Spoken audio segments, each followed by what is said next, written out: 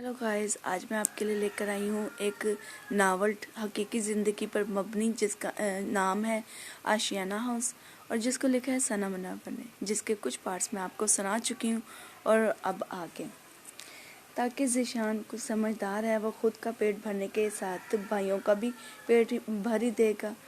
कि खैर, इसी बुक के हवाले से किसी ने क्या खूब कहा है कि कहीं भी दुनिया में ना पड़े धरती पर सूखा, इंसान सब कुछ सह सकता है पर नहीं रह सकता भूखा। खुदा ने अज़रा और नदीम को एक नहीं दो नहीं बल्कि पूरे 4 बेटों से नवाजा, मगर फिर भी उनको शायद इस दौलत की कदर करनी ही नहीं आई, क्योंकि लोग तो बेटे के लिए तरसते हैं।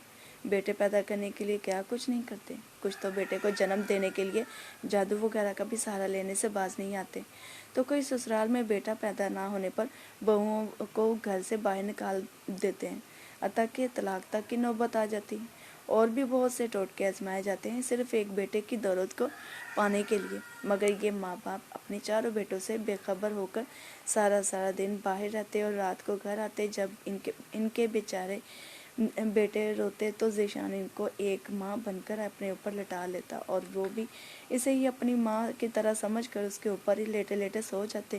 खैर, 4 बच्चे वक्त की उंगली थाम कर बड़े होते गए, और अब फिर से 1996 का साल इनकी ज़िंदगी में खुशियाँ समेट कर लाया कि 6 अगस्त 1996 को मामू असलम के यहाँ एक बेटे ने जन्म लिया, जिसका नाम अमजद ने रखा।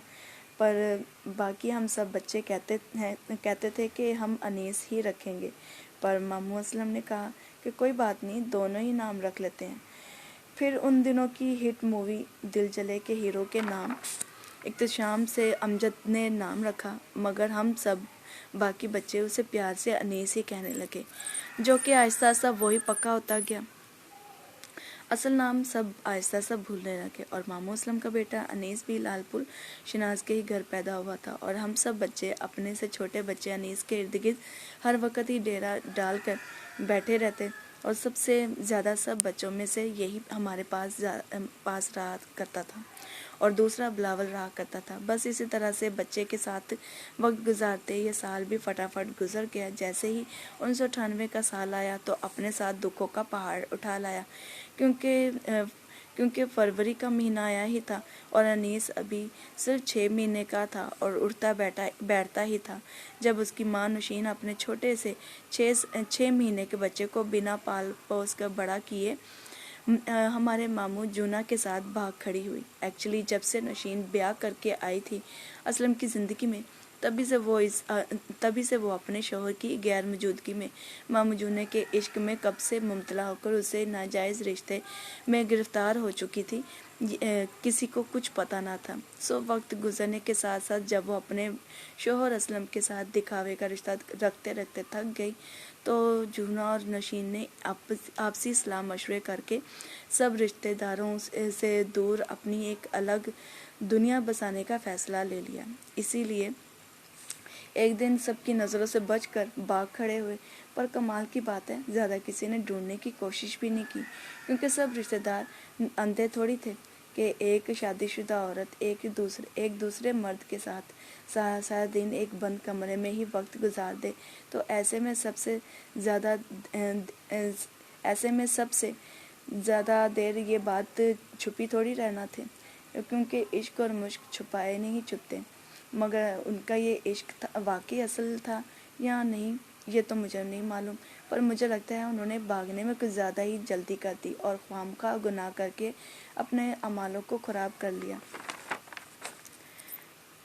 वैसे पहले ये दोनों एक दूसरे की थोड़ी और परख जान पहचान तो कर लेते, फिर ही कोई फ़ैसला लेते, मगर उनकी जल्दबाजी वाली भागम भाग ने इन दोनों को ही इकट्ठे न रहने दिया।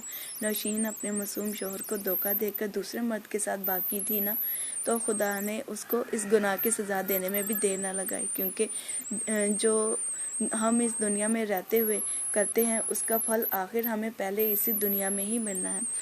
जूने ने नौशीन को छोड़कर किसी और से शादी कर ली और अपने 3 या 2 बच्चे उस औरत से पैदा करके इस दुनिया से कूच कर गया, और नौशीन ने भी कोई और मर्द का सहारा लेकर फिर से तीसरी शादी रचा ली और जूने के बच्चे की निशानी लिए अपने तीसरे शौहर के साथ जिंदगी गुजारने में मसरूफ़ होगी। और उस वक़्त अपनी बेगम नशीन से इस तरह से अचानक धोखा मिलने पर असलम अंदर से कितना रोया होगा, किस कदर उसका दिल टूट चुका होगा। ये बात उन्होंने कभी भी किसी से शेयर नहीं की, पर दोबारा ना शादी करने का अहद भी बांध लिया और अपने बेटे अनीस को खुद ही पालने का बेड़ा उठा लिया। मगर शहनाज अपने छोटे भाई के साथ हमेशा खड़ी रही कि जब भी किसी चीज़ की ज़रूरत होती तो शहनाज कभी भी दरेक न करती। अपने अम्मी अबू, असलम और अनीस, इन चारों का तो बाकी सब बहन भाइयों ने पूरी तरह से ध्यान रखना छोड़ दिया था। अगर ध्यान रखते भी थे तो सिर्फ नाम के। मगर शहनाज एक बेटी और एक बहन होने का हमेशा फ़र्ज़ निभाती। ये सब मैं इतने दावे के साथ इसलिए कह रही हूँ क्योंकि ये सब कुछ हमारी आंखों के सामने ही तो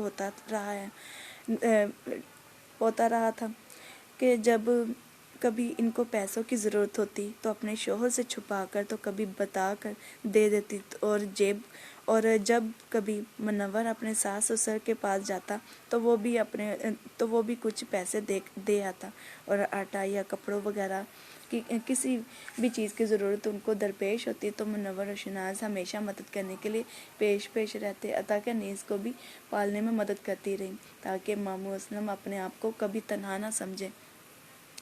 बस इसी तरह से वक्त भी गुजरता गया और 1999 का साल आया तो शहनाज के बच्चे अब काफ़ी ज़्यादा समझदार हो चुके थे। जब शहनाज और मुनव्वर पहले लड़ा करते थे तो तब उन्हें खुद ही एक दूसरे से सुलह करनी पड़ती थी, मगर अब इनके बच्चे काफ़ी समझदार हो चुके थे कि जब भी इनको पता चलता कि इनके माँ बाप का किसी बात से झगड़ा हो गया है तो इनके सब बच्चे मिलकर अपनी अपनी पॉकेट मनी में से पैसे जमा करके एक लेकर उनके कमरे में चले जाते और उन्हें साथ बिठाकर केक काटने और सुलह करने का जब कहते तो मुनव्वर हंसना शुरू हो जाते कि ओहो बच्चों, हमारी सुलह ही सुलह है। और शहनाज भी जल्दी से बोल पड़ती कि हमारी कौन सी लड़ाई हुई है कि सुलह करें। फिर भी सब बच्चे ज़बरदस्ती दोनों से केक कटवाते और उन दोनों को कहते कि बल्कि उन पर हुक्म सादिर कर देते कि चलो अब हाथ मिलाओ और गले भी मिलाओ। तो उस वक़्त शहनाज अपने बच्चों को गाली देकर कहती कि तुम लोगों को तो शर्म ही नहीं आती, इनके गालियाँ देने से भी बच्चों पर कोई असर ना होता। फिर भी उन दोनों को ज़बरदस्ती गले मिलवाते। वहीं पर बैठे हम खूब हल्ला गुल्ला और आपस में गप्पे मुख्तलिफ मौजू पर हाँकते रहते और फिर इसी खुशगवार माहौल में मुनव्वर खुश होकर कुछ भी बाहर से खाने के लिए अपनी महबूबा बीवी की मर्ज़ी का मंगवाते और हम सब मिलकर वहीं पर बैठे खाते और इसी तरह से जनाब प्यार और मोहब्बत के साथ वक्त बीत गया। फिर 2 साल भी तेज़ी से दबे पाँव गुजरते गए कि पता ही ना चला। जब 2002 का साल आया तो ज़ीशान अब पूरे 10 साल का हो चुका था और अब स्कूल के साथ साथ नौकरी पर भी जाता था, क्योंकि जब ज़ीशान सिर्फ 7 साल का ही अभी हुआ था तो ज़ीशान के बाप को कुछ पैसों की ज़रूरत पड़ी और अपने बच्चे को स्कूल से छुट्टी दिलवा कर बाइक ठीक करने वाली दुकान में काम पर डाल दिया और उस दुकान वाले से एडवांस में तनख्वाह लेकर चला गया। कुछ दिन तो नासमझी की हालत में ज़ीशान वहाँ काम करता रहा, वहीं पर सोता, वहीं पर पढ़ता और वहीं पर खाता पीता, अतः के दुकान वाला 7 साला बच्चे पर यकीन भी करने लगा था और उसके हवाले दुकान छोड़कर चला जाता। जब ज़ीशान वहाँ के रहन सहन और काम काज से तंग आ गया तो भाग कर वापस घर आ गया और दोबारा से सुकून से सिर्फ पढ़ाई की तरफ ध्यान देने लगा, क्योंकि उसे पढ़ने का बहुत शौक़ था, मगर अपनी ही मेहनत और ज़िद से सिर्फ 6th जमात तक ही पढ़ पाया। और जब बाप को पता चला कि कितने दिनों से ये काम पर नहीं जा रहा बल्कि वहाँ से भाग आया तो घर आकर गुस्से से ज़ीशान को उन्होंने खूब मारा पीटा और जब मार पीट से भी उनका गुस्सा ठंडा नहीं हुआ तो आग जलाकर उसकी एक टांग पकड़कर आराम से बैठकर भूनने में मसरूफ़ हो गए। अतः के टांग का काफ़ी हिस्सा जल भी गया, फिर भी लेकर बैठे रहे। वो तो तब बाज आए जब अज़रा रो रो कर मिन्नत समाजत करने लगी। तब कहीं जाकर नदीम ने ज़ीशान को छोड़ा। फिर दोबारा से ज़ीशान को हमेशा हमेशा के लिए स्कूल से छुट्टी करवा कर उसी काम में वापस भर्ती करवा दिया गया और काफ़ी महीने तक तो ज़ीशान गुस्से में वहीं पर खुद रहा और अपने घर वालों से गुस्से से मिलने भी ना जाता। कुछ दिन वहाँ का काम जारी रखा, फिर कालीन बुनने वाली दुकान पर काम शुरू कर दिया कि अगर मैंने करना ही काम है तो अब दूसरा क्यों ना काम किया जाए। और इसी काम में काम करते ये साल भी जड़ से गुजरता गया और अगले साल 2003 में फिर से दुख और मातम का दौर शुरू हुआ। तो उन दिनों गर्मियों के मौसम में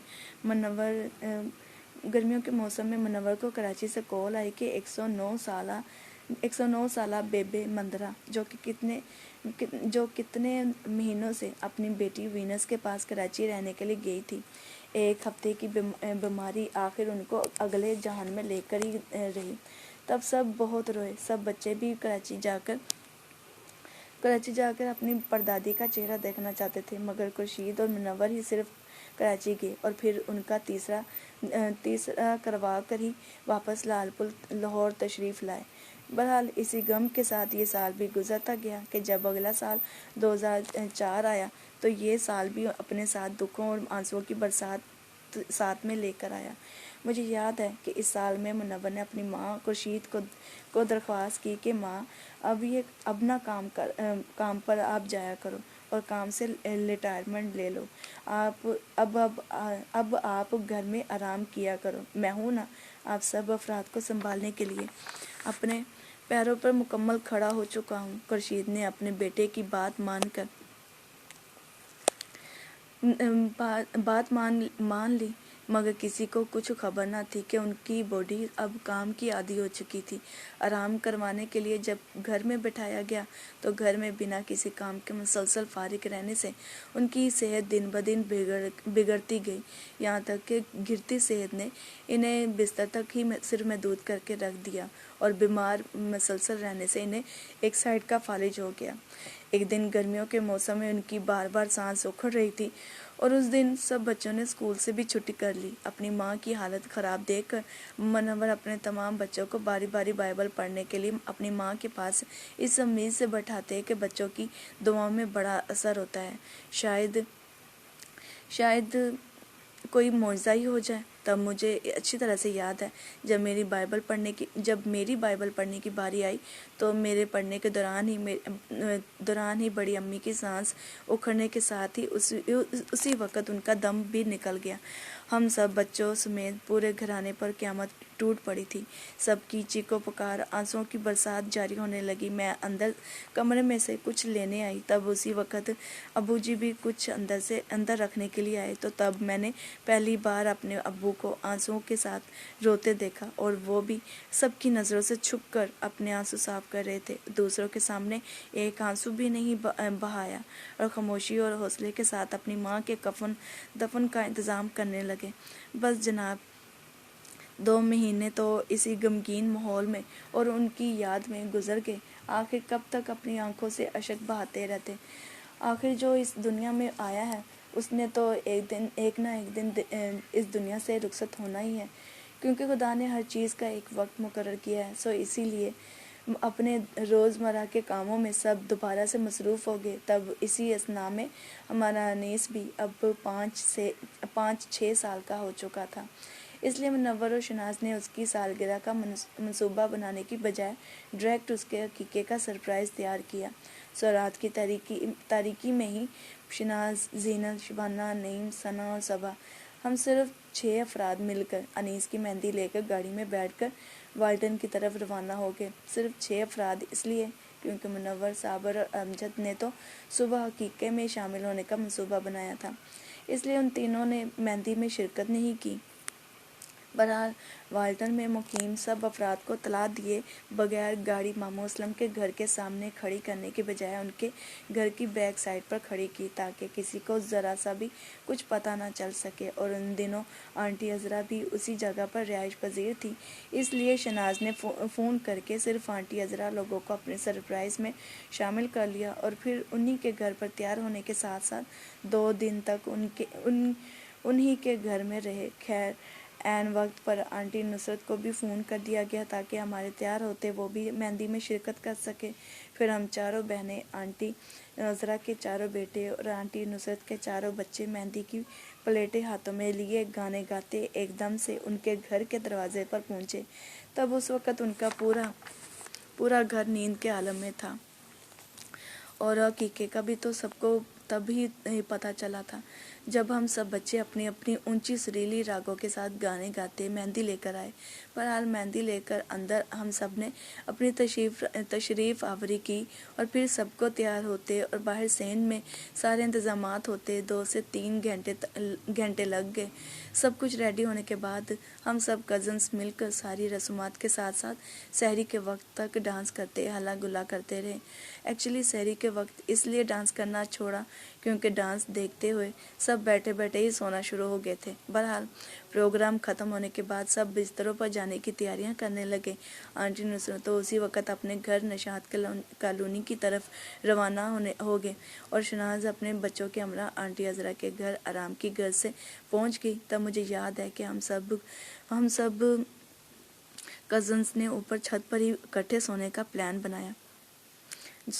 बातें करते कब सुबह हो गई पता ही ना चला। फिर उससे अगले दिन हकीके का प्रोग्राम शुरू होने में काफ़ी वक्त था, इसलिए हम 10-11 बजे तक सोते रहे। जैसे ही उठे तो ज़ीशान ने शबाना और ज़ीनत से फरमाइश की कि भाजी आपको फालसे का शरबत बनाना आता है। तो शबाना ने फालसे का शरबत बनाया और पी कर हम सबको राहत मिली। तो हकीके के फंक्शन को स्टार्ट करने के लिए हम सबका वहाँ होना बहुत ज़रूरी था, क्योंकि ये फंक्शन हमने ही तो तय किया था। इसलिए जल्दी जल्दी तैयार हुए और हकीके के प्रोग्राम को भी हम सब कज़न्स ने मिलकर खूब एंजॉय किया। और अनीस को उस दिन बहुत सारे गिफ्ट दिए गए और पैसों से भी माला माल किया गया।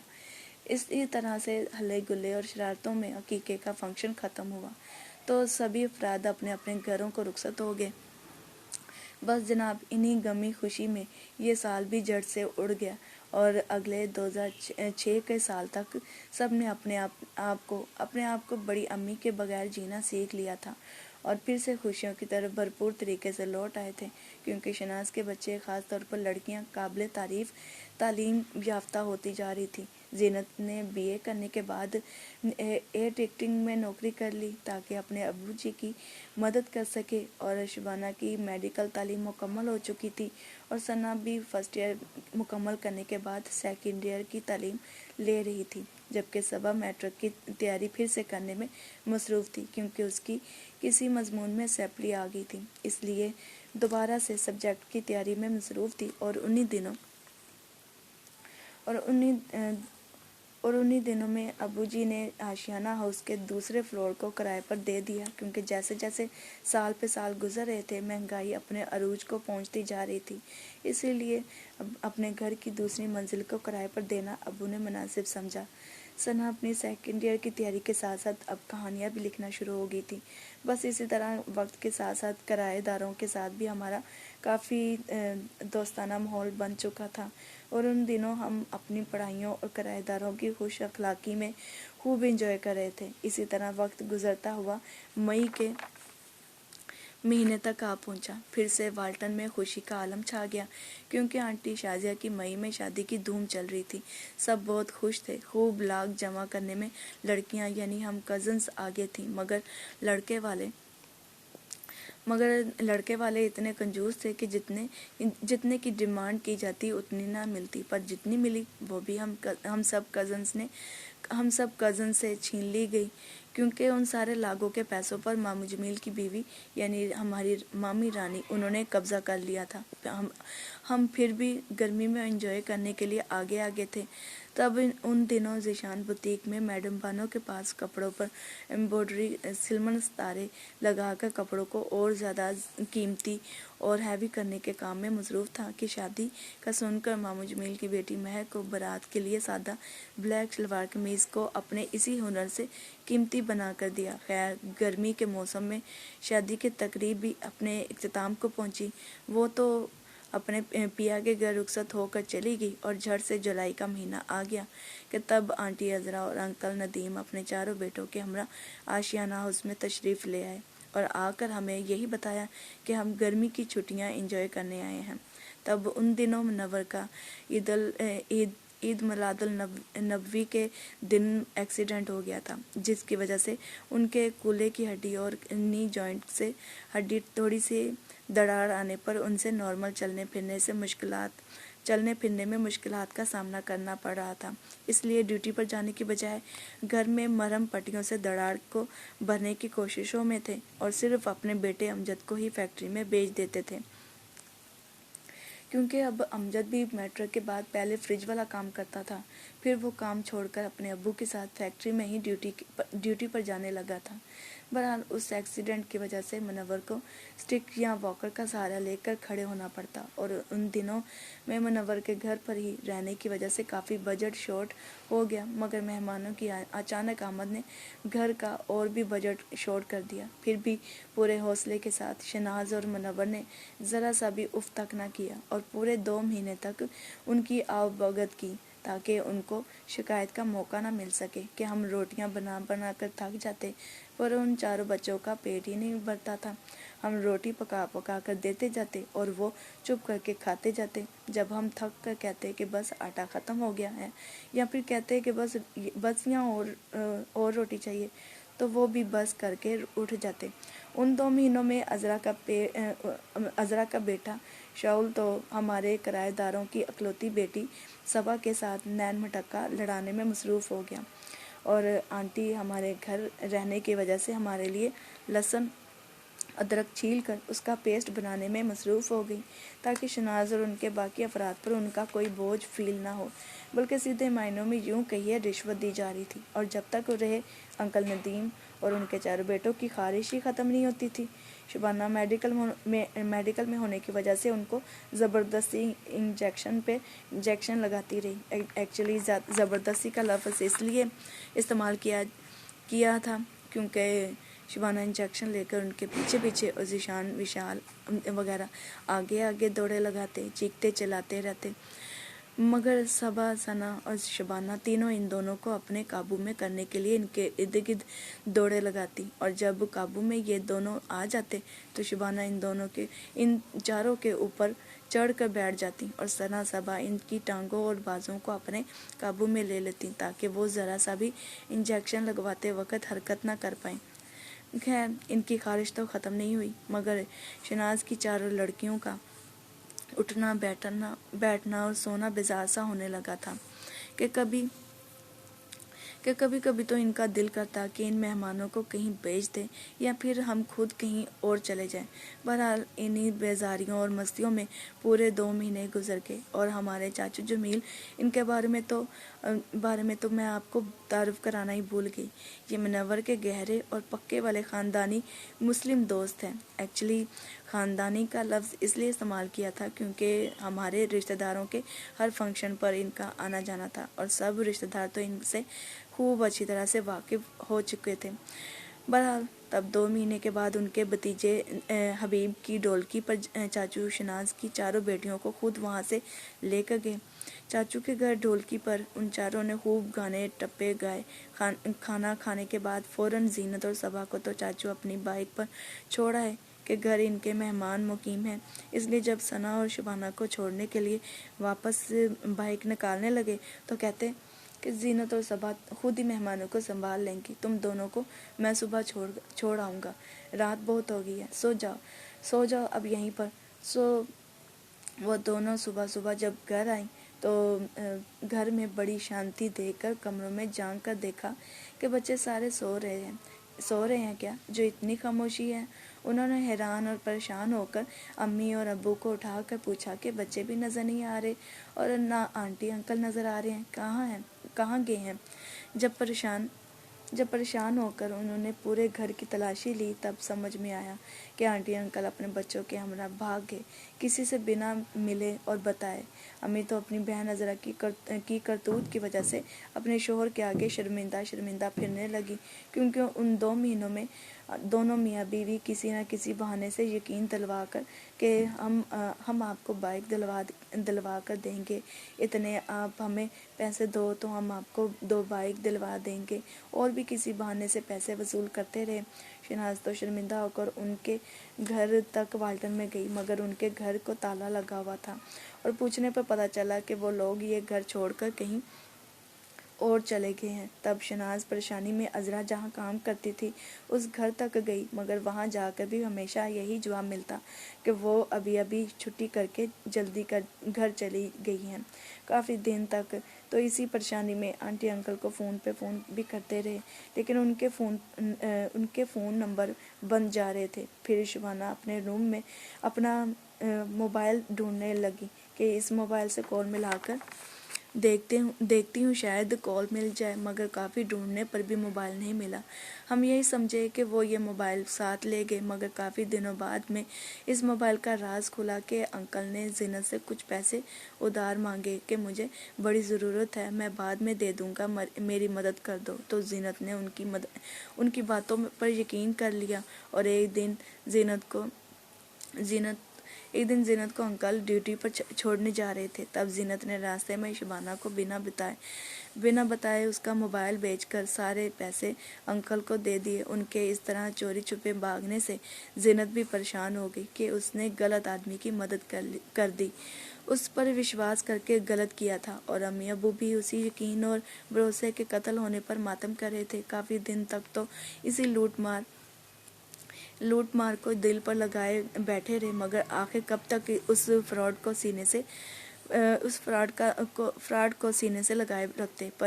پھر ان فراڈیوں کی لوٹ مار کو اگنور کر کے دوبارہ سے گھر کی ذمہ داریوں میں مصروف ہو گئے۔ بس جناب انہی سوچوں میں یہ سال بھی پنکھ لگائے اڑ گیا۔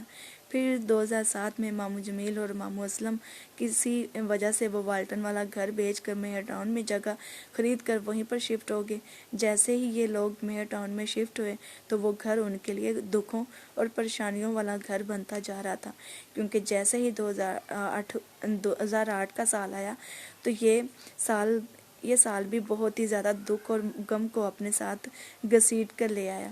مجھے یاد ہے کہ ہم سب ابھی رات کا کھانا کھا کر فارغ ہی ہوئے تھے کہ مہر ٹاؤن سے کال آئی کہ شناز کے ابا جی برکت مسیح اور ہمارے نانا جی اس جہان فانی سے کوچ کر گئے۔ ایکچولی ان کے بارے میں تحقیق کی تو پتہ چلا کہ ماموں جمیل، مامی رانی اور آنٹی شازیہ ان سب نے مل کر کچھ دن پہلے ذرا سی بات پر اپنے بوڑھے ماں باپ کو مارا پیٹا بنا کسی شرم اور لحاظ کیے، جس کی وجہ سے نانا جی اکثر اوقات وقت پر غذا نہ ملنے پر بیمار پڑتے گئے، اور آخر زندگی سے ہی رحلت انہیں مل گئی۔ ہمارا پورا گھرانہ رات کی تاریکی میں ہی مہر ٹاؤن کی طرف روانہ ہو گیا۔ پورے 3 یا 4 دن تک وہاں رہائش کی۔ اچانک سے پتہ چلنے پر فوراً افراتفری میں ہی وہاں چلے گئے اور پانی کی بوتلیں ساتھ میں لے جانا بھی بھول گئے، کیونکہ اس علاقے کا پانی اچھا نہیں تھا، مطلب کھارا پانی تھا۔ اس لیے جب ہم وہاں جاتے اپنا پانی ساتھ میں لے کر ہی جاتے تھے۔ نومبر کے مہینے میں سردی ہوتی ہے، مگر لوگوں کے ہجوم کی وجہ سے پیاس کا بہت زیادہ احساس اس مہینے میں بار بار ہو رہا تھا۔ اس لیے اپنی پیاس کا حل نکالنے کے لیے ہم سب کزنس نے اپنی پاکٹ منی جمع کی تاکہ ایک ایپل سٹرا منگوائی جائے اور اپنی پیاس بجھائی جائے، مگر ہم کزنس ہی اتنے زیادہ تھے کہ ایک بوتل سے گزارا نہیں ہو رہا تھا، کیونکہ سب کے حصے میں ابھی ایک گھونٹ ہی آتا تھا کہ ہمیں کولڈ ڈرنک پیتا دیکھ کر ہر افراد ہمارے پاس چلا آتا کہ ہمیں بھی ایک گھونٹ دینا۔ تو اس لیے جناب پیاس وہی کی وہی قائم و دائم رہتی۔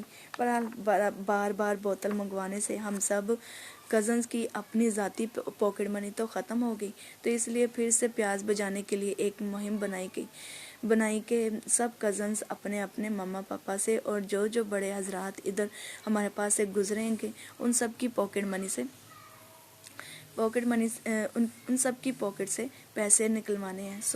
اس مہم پر عمل کرنے کے بعد کافی پیسے جمع ہو گئے۔ پھر تو بار اسی ہنسی مذاق میں ہی پیسے جمع کرتے رہے اور بوتل منگواتے رہے، اور بڑے حضرات بھی ہمیں اس طرح سے بے شرموں کی طرح پیسے مانگنے سے ہنستے ہوئے پیسے تو دے دیتے، لیکن ہمیں ہنستے ہوئے کہتے جاتے کہ تم لوگ یہاں اپنے نانے کے فوت ہونے پر پارٹی منا رہے ہو۔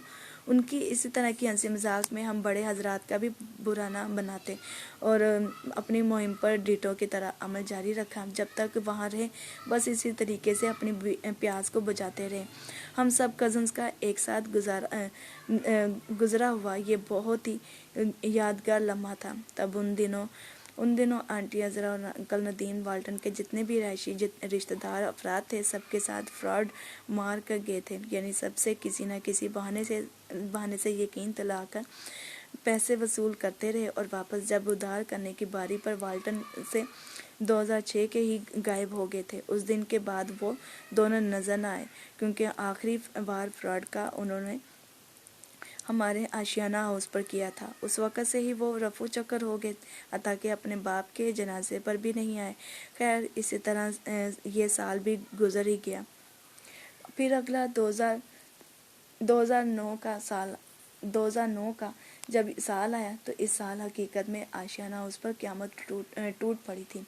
उस हकीकत को तस्लीम करने के लिए हमारा दिल नहीं मान रहा था, मगर मानना पड़ा, क्योंकि यही हकीकत थी। एक्चुअली काफ़ी महीनों से शनाज के हेज़ का सिलसिला रुक ही नहीं रहा था। शनाज तो बहुत तंग आ गई अपनी इस हालत से, तो शनाज की बहन नुसरत और उनकी माँ हमीदा ने उन्हें मशवरा दिया कि तुम ऑपरेशन करवा लो। सारी दुनिया ऑपरेशन करवाती है तो इस हालत से बाहर निकल जाती है, तो तुम भी ये ऑपरेशन करवा लो ताकि इस हालत से छुटकारा पा सको। उनके इस तरह से मशवरा देने पर शनाज तो ऑपरेशन के लिए पक्की ही हो गई। शबाना ने अम्मी को मशवरा दिया कि नहीं अम्मी, आप ऑपरेशन की तरफ मत आओ, क्योंकि आपकी बॉडी हैवी हो चुकी है, इसलिए आपके लिए ये ऑपरेशन नुकसानदेह है। अब शबाना पूरी की पूरी गायना होम्योपैथिक डॉक्टर बन चुकी थी, इसलिए अम्मी जी को ऑपरेशन से रोकती रही, मगर वो ना मानी और मुनव्वर को भी बार बार ताने पे ताने मारती रही कि तुम तो मुझ पर शायद पैसे ही खर्च नहीं करना चाहते। तो मुनव्वर ने गुस्से में आकर एक दिन पैसे निकाल कर दे दिए, ये लो पैसे। मगर ये पैसे मैं इसलिए नहीं दे रहा था क्योंकि शबाना ने कहा था कि ये ऑपरेशन तुम्हारे लिए नुकसानदेह है, इसलिए इनकारी था, वरना तुम मेरे लिए ज़्यादा अहम हो ना कि पैसे। फिर कुछ दिन में ज़िद करके शबाना के साथ उसी के हॉस्पिटल में जाकर चेकअप करवाया तो डॉक्टर ने भी यही कहा कि आपकी बॉडी हैवी है, नुकसानदेह हो सकता है। मगर अम्मी जी ने किसी चीज़ की परवाह किए बगैर फटाफट पेपर पर साइन करने की ठानी। बस उनको जल्दी थी कि इस बीमारी से फ़ौरन छुटकारा मिल जाए, और शबाना का भी इंतज़ार नहीं किया कि वो कुछ देर के लिए अपने मरीज़ के सिलसिले में बाहर गई है।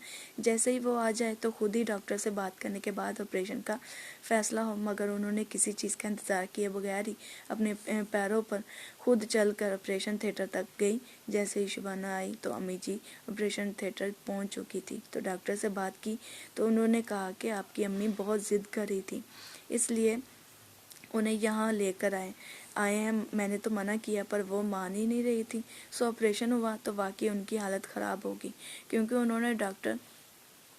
उन्होंने डॉक्टर से ये भी बात की थी कि नीचे लटके हुए पेट की चर्बी को भी साथ में ख़त्म कर दे। सो इसकी वजह से उनकी हालत मज़ीद बेहतर होने की बजाय गिरती गई। काफ़ी दिन तक तो अम्मी जी उसी हॉस्पिटल में एडमिट रहीं। सबा और शबाना वहीं पर रहकर उनका ख्याल रखती रहीं, और सना यानी मैं और जीनत घर को संभालने में लगी रही। और उन्हीं दिनों अमजद का रिश्ता बड़ी अम्मी खुर्शीद की बहन रशीदा के बेटे मामू यूसुफ की बड़ी बेटी अंसा के साथ रिश्ता चल रहा था। और ऑपरेशन से कुछ दिनों पहले मामू यूसुफ और उनकी बीवी नोनो सुबह सुबह तशरीफ़ लाए और साथ में कच्ची मसाला लगी मछली ले आए कि फ्राई करके हमें भी नाश्ता करवाओ और आप खुद भी खाओ। सो इनसे हमारा डबल ट्रिपल रिश्ता होने की वजह से यकीन होने के साथ इनकार ना कर पाए। और फिर उसी दिन के बाद घर में इस चीज़ को लेकर अम्मी सबसे नाराज़ होकर ताने पे ताने मारती, तो कभी खाना पीना तर्क कर देती तो कभी कुछ। बहरहाल ऑपरेशन के बाद कुछ दिन तो तबीयत ख़राब हुई, पर आहिस्ता आहिस्ता बेहतर होना शुरू हो गई। मगर जैसे ही एक दिन मामू यूसुफ और उनकी बीवी, जिनको सब प्यार से मिस नोनो कहकर बुलाते हैं, हॉस्पिटल आए शनाज की खैरियत मालूम करने, तो उनके आते ही अम्मी की तबीयत नडाल हो गई और उनके हॉस्पिटल से जाते ही और ज़्यादा तबीयत बिगड़ गई, साथ ही नज़र आना भी बंद हो गया। खैर, इसी हालत में कुछ दिन हॉस्पिटल में रहने के बाद अम्मी को वापस जिस दिन घर लाए तो मेरी खुशी की इंतहाई नहीं रही थी, क्योंकि कभी अम्मी जी को इस हालत में और अपने से दूर नहीं देखा था ना, उनके बगैर, बल्कि सब बहनों की गैर मौजूदगी में। मैंने किस तरह घर को संभाला ये मैं ही बस जानती हूँ उस दिन मेरे होंठों से स्माइल नहीं जा रही थी खुशी की वजह से कि अब अम्मी शुक्र खुदा का कि सलामती के साथ वापस घर आ गई, क्योंकि माँ का होना घर में बहुत ज़रूरी है। चाहे माँ बिस्तर पर ही हो, लेकिन फिर भी बहुत ज़्यादा आसरा होता है कि हमारे सर पर हमारी माँ का साया सलामत है। इसलिए मैं कॉलेज में जाती तो वहाँ पर भी सब दोस्तों से यही कहती कि मेरी माँ के लिए दुआ करना कि वो जल्दी सेहत सलामती के साथ शिफा याब होकर घर वापस आ जाएं। उनके बगैर घर बड़ा सूना सूना लगता है। बहरहाल मैं उस दिन खुश थी कि इसीलिए फटाफट शाम को अपने यूनिफॉर्म को धोना शुरू हो गई कि कल कॉलेज जाना है, एग्ज़ाम होने वाले हैं। क्योंकि उन दिनों मैं थर्ड ईयर की तैयारी कर रही थी। मगर अम्मी ने पूछा कि सना क्या कर रही है, तो उनके पूछने पर शबाना ने जवाब दिया कि वो अपना यूनिफॉर्म धो रही है। तो अम्मी उसी वक्त आवाज़ देने लगी कि सना को बोलो कि ना धोए कपड़े, इस वक्त उठा दे बखेरा फटाफट समेट लो। मैं हैरान होगी कि क्यों, क्या हुआ अम्मी, बस धुल गए हैं। उनके इस तरह से कहने पर मैं मन ही मन में बहुत परेशान हो गई थी। और उस दिन 5 मार्च 2009 का दिन था। मैं घर के मुख्तलिफ कामों में मसरूफ़ रही और परेशानी में सोचती रही कि अम्मी ने आज मुझे इस वक्त कपड़े धोने से मना क्यों किया था। अभी मैं इन्हीं सोचों में गुम थी कि अम्मी जी की फिर से तबीयत ख़राब हो गई और अब तो आवाज़ भी गले से निकलना बंद हो गई और उनको अपने इर्द गिर्द मुख्तलिफ सफ़ेद कपड़े पहने हुए रूहें नज़र आती। तो कभी मरे हुए रिश्तेदार नज़र आने लगते, तो कभी वो सफ़ेद लबास उनके लिए लाते। शबाना को अम्मी जी सरगोशियों में ही उसे यही बता रही थी कि शबाना अम्मी जी को कहने लगी, अम्मी जी ना लेना आप उनसे सफ़ेद लबास, बल्कि उनको जाने का कह दो। तो अम्मी जी ने हाँ में सिर्फ सर हिला दिया कि थोड़ी देर बाद ही अम्मी जी की फिर से तबीयत ख़राब हो गई। तो उन्हें जल्दी से नईम, सबा, शबाना और अबू जी फटाफट हॉस्पिटल के लिए सर्विस हॉस्पिटल में ले गए। घर में जीनत, अमजद, नानी हमीदा और मैं बैठे इंतज़ार कर रहे थे कि अभी तक अम्मी जी को सलामती के साथ घर लेकर नहीं आए। अभी हम ये सोच ही रहे थे कि अबू जी की कॉल आई और मैंने जब रिसीवर को अपने कान से लगाया तो अबू जी बड़ी कांपती हुई आवाज़ के साथ बड़े संभल कर बोले कि सना बेटा, गेट का दरवाज़ा खोल के रखो, हम लोग आ रहे हैं। मैंने कहा कि अबू जी, अम्मी अब ठीक है ना, और ये पूरा गेट खोलने का क्यों कह रहे हैं, मुझे तो समझ ही नहीं आ रही थी। तो मैंने जल्दी से बाजी जीनत को फ़ोन पकड़ा दिया कि सुनो बाजी, ये अबू जी क्या कह रहे हैं कि दरवाज़ा खोल के रखो, मुझे तो कुछ भी समझ में ही नहीं आ रहा। जब अब्बाजी ने रिसीवर को कान से लगाया तो अबू जी ने उन्हें कुछ बताया तो अब्बाजी ऊंची आवाज़ में चीखने चिल्लाने के साथ एकदम से हवास भागता होकर नीचे गिर गई और हमारी नानी अम्मी अपनी छाती पीटने लगी कि पूरा मोहल्ला आवाज़ सुनकर आहिस्ता आहिस्ता हमारे घर में इकट्ठा हो गया। सामने वाले घर से शमाइला बाजी, नायला बाजी और उनकी छोटी बहनें आ गईं और सब अफराद खड़े ही अफसोस कर रहे थे और चुप करा रहे थे। नीचे बैठाने के लिए चादरें बिछानी थी, मगर मुझे तो पता नहीं था कि चादरें कहाँ पर रखी हैं और अभी तक अम्मी जी को लेकर भी नहीं अबू जी आए थे। सारे मोहल्ले के अफराद भी मुझे ही बार बार कहें कि सना नीचे बिठाने के लिए कोई चादर दरी वगैरह लाओ ताकि सारे खड़े लोग बैठ सकें। मैं बाजी जीनत के पास चादर का पूछने गई कि कहाँ पर रखी हैं, प्लीज़ मुझे बता दो, पर उसे तो होश ही नहीं था। इसलिए मैंने फिर खुद ही हिम्मत करके कपड़े वाली अलमारियों की छानबीन की, बस खाली दिमाग के साथ चादर ढूंढती रही। जैसे ही जो चादर पहले हाथ लगी वही शमाइला बाजी के साथ मिलकर मैंने बिछा दी और अब फ़ोन करने के लिए अमजद रोते हुए मेरे पास आया कि सना, सब रिश्तेदारों को फ़ोन भी करना है, तुम फ़ोन कर दो। मैंने कहा कि नहीं, अबू जी और शबाना आ रहे हैं, वो फिर फ़ोन करके सबको खुद ही बताते हैं, क्योंकि मुझसे तो बात नहीं हो पाएगी और ना ही मुझे सब नंबर पता है। बहरहाल नुमान, छोटी सभा वाले किराएदार तो भाग गए थे क्योंकि कितने दिनों का किराया उनका जमा हो चुका था। बेशक वो अखलाक के तौर पर बहुत अच्छे थे, लेकिन किराए की तरफ से बहुत मसला कर रहे थे। इसलिए उन्होंने एक मुहिम बनाई कि जो उनका कीमती सामान जैसे फ्रिज, वॉशिंग मशीन, सिलाई मशीन, इसी तरह की कीमती चीज़ें आहिस्ता आहिस्ता ये कहकर ले जाते गए कि ख़राब हो गई हैं, इनको सही करवाने जा रहे हैं। جب قیمتی سامان ختم ہو گیا تو باقی بیکار چیزیں چھوڑ کر ہمارے پاس سے چوری چھپے ہی بھاگ گئے۔ پورے 1 سال تک ان کا انتظار کیا لیکن وہ نہ آئے، تو پھر ہم نے آہستہ آہستہ ان کی چیزیں جو بیچنے والی تھی بیچ ڈالی، جو پھینکنے والی تھی وہ پھینک دی۔ صفائی کرنے کے بعد نئے مسلم کرایہ دار رکھے، ان کے ساتھ بھی ہمارا کافی اچھا خاصا دوستانہ ماحول بن چکا تھا، کیونکہ ان کی بھی ایک چھوٹی بچی فیزین تھی اور اس کی ماں کا نام رخسانہ تھا۔ بہرحال اگلے دن کفن کے لباس کی سلائی میں رخسانہ آنٹی کی میں نے مدد کی۔ زینت باجی تو صدمے میں آ گئی تھی اور رو بھی نہیں رہی تھی۔ اس لیے بھائی زینت کے پاس صبا کو بٹھا دیا اور میں شبانہ کے ساتھ مل کر امی جی کی باڈی کو نہلانے اور کفن کے سارے سامان اور دفنانے کے سارے سامان میں مصروف تھی، اور ساتھ میں ہم مہمانوں کو بھی ڈیل کر رہے تھے۔ اور باقی کی کہانی اگلے پارٹ میں۔ Thank you.